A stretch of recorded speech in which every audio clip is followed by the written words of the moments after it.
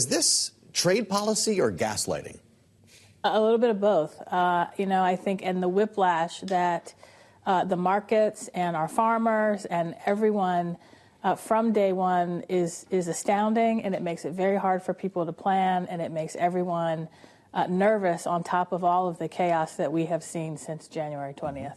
Well, the Democrats in the Virginia House delegation did write a letter to the new USTR about the impact on agriculture, specifically in Virginia. $429 million of farm exports, I believe, to Canada alone. But President Trump yesterday on True Social said for the great farmers, they're going to start making a lot more agricultural product inside the United States because on April 2nd, all the external agricultural product is going to be tariffed as well. Does that benefit farmers more than other tariffs hurt them? Is there a kind of net zero effect here? Well, first of all, that's not how it works. You don't just start growing a crop overnight. And a lot of our farmers get inputs from other countries. Some of their farm equipment will be impacted by these tariffs, and some of the machinery that they use.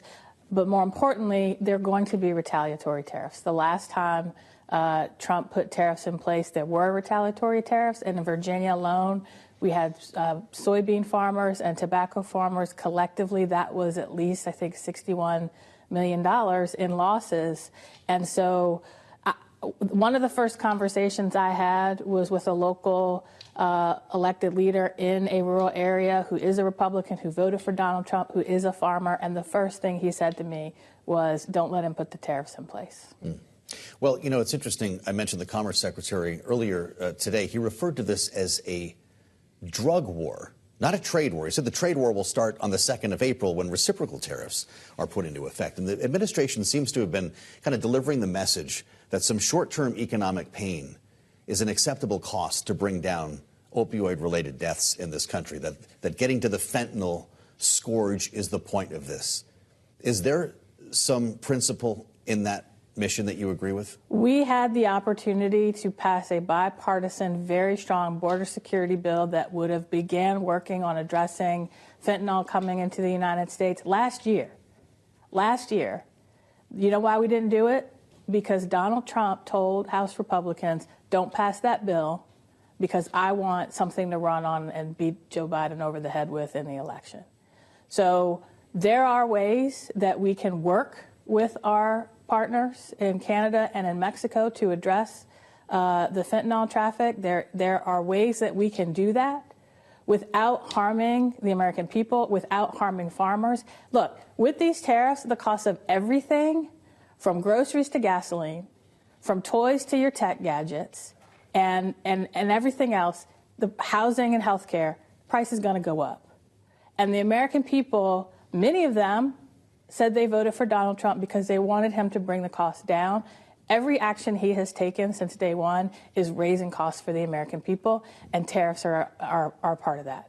Well, and of course, tariffs are not where the action we've seen over the last 6 weeks ends. We have also seen on the part of the president and Elon Musk and the Department of Government Efficiency a very rapid effort to shrink the size of the federal government. And I know a lot of your colleagues are bringing with them people who have been laid off from the federal government in different aspects. For the joint address tonight, you yourself are bringing a home care aide who is worried about potential Medicaid cuts. What message ultimately are you trying to send here? And do you think it's one that's going to be effective? Will it be heard by the other side of the aisle? I hope so. The message we are trying to send is every action that you are taking is hurting the American people. And we are bringing people, hardworking Americans, some who have dedicated their lives to this country and serving people, some who dedicate their lives to providing health care for their family or other people. Every single one of them that are coming tonight have been hurt by actions from the Trump administration or will be hurt if the budget plan goes forward to gut services, including stripping health care away from 80 million Americans to fund tax breaks for millionaires and large corporations. What would you tell your colleagues who want to bring props and maybe make some disruptions tonight? Is that just part of these addresses now after what we saw Joe Biden go through last year? I am focused on telling the story of the American people who will be harmed by this president's actions.